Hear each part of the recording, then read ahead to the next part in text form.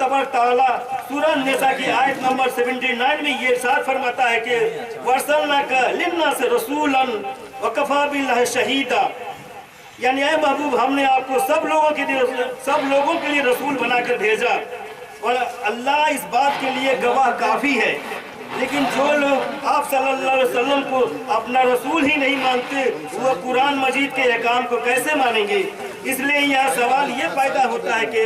दुनिया के तमाम दूसरे मज़ाहिब वाले लोग सिर्फ इस्लाम और मुसलमानों ही को अपना दुश्मन क्यों समझते हैं।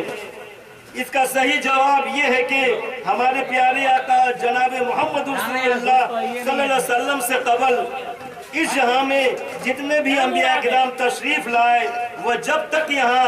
अपनी उम्मतियों के दरमियान बाहियात रहे उनकी उम्मती हक पर रही, मगर जब वो इस दुनिया से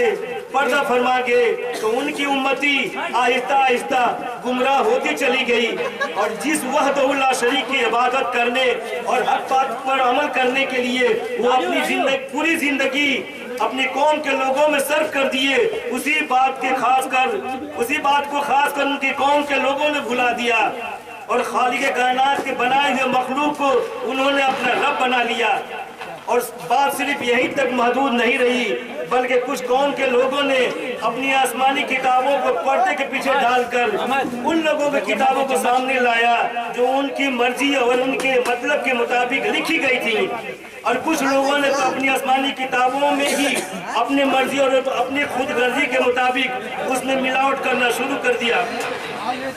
चुनांचे जब दुनिया में इस्लाम का उरूज हुआ और अल्लाह तबारक तआला ने अपने महबूब बंदे जनाब मोहम्मद रसूलुल्लाह सल्लल्लाहु अलैहि वसल्लम पर तकरीबन 23 सालों में आहिस्ता आहिस्ता बतदरीज कुरान मजीद नाजिल फरमाया और उसके अंदर जहाँ के तमाम मज़ाहिब के लोगों की सच्चाइयाँ बयान करना शुरू किया तो जो बातें पर्दे में थी वह खुलकर सामने आ गई, जिसे खुदगर्ज जमाने वालों ने पसंद न किया और वो इस्लाम की मुखालफत करने लगे।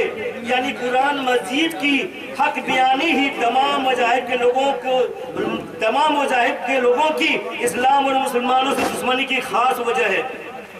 चूँकि कुरान मजीद ये साबित करता है कि जो चीज़ मखलूक है वो खालिक नहीं हो सकती, यानी जिस चीज़ में वक्त और हालात के तहत तब्दीली आती है, जो घटती है, बढ़ती है, जो डूबती है, निकलती है, जो जलती है, बुझती है, जो जीती है, मरती है,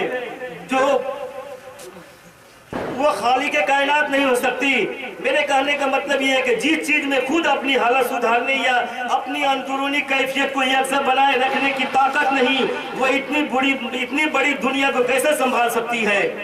या चला सकती है, जिसमें जमीन, आसमान, चांद, सूरज, सितारे, दरिया, समंदर, पहाड़, जिन, परी, इंसान, चरिंद, परिंद, हैवान, फल, फूल, मेवा वगैरह हैं। इन तमाम चीजों को सही तरीके से देख रेख करने और उन्हें संभालने वाला खालिक वही हो सकता है जो उनका मालिक भी हो,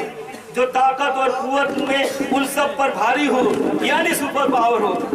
क्योंकि सिर्फ एक जमीन को अगर संभालने का मामला सामने आए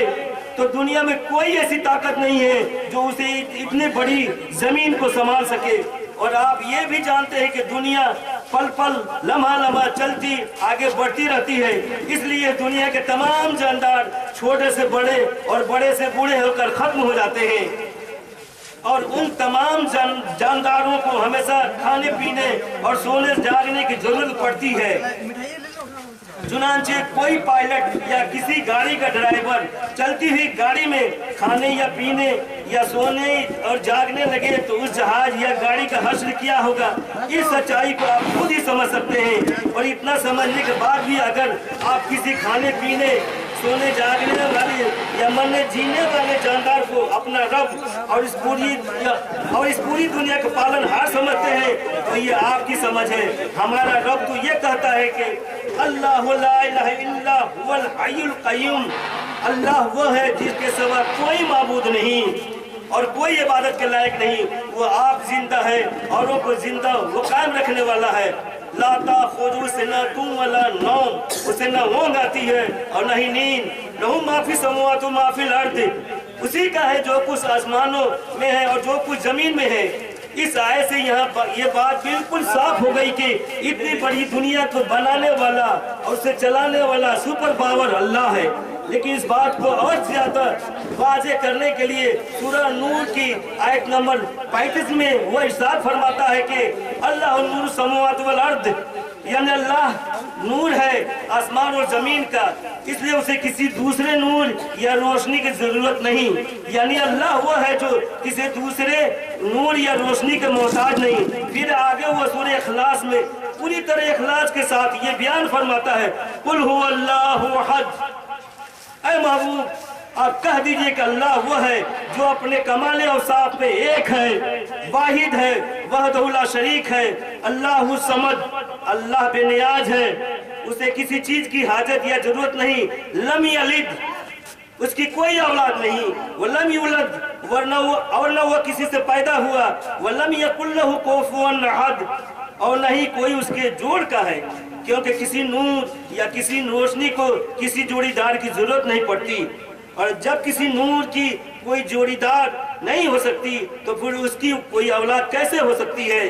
या वह किसी से पैदा कैसे हो सकता है। दूसरी सच्चाई ये है कि किसी नूर या किसी रोशनी को खाने पीने या सोने जागने की भी जरूरत नहीं पड़ती। और ये तमाम बातें ये साबित करती है कि बेशक अल्लाह वही है जिसने इस जहां को पैदा किया और उसे पल पल लम्हा लम्हा चलाता है। दुनिया की दूसरी किसी चीज में इतनी ताकत नहीं है कि वो इतने बड़े संसार को पैदा कर सके और उसे बेहतरीन तरीके से चला सके जैसा कि हमारा रब चलाता है।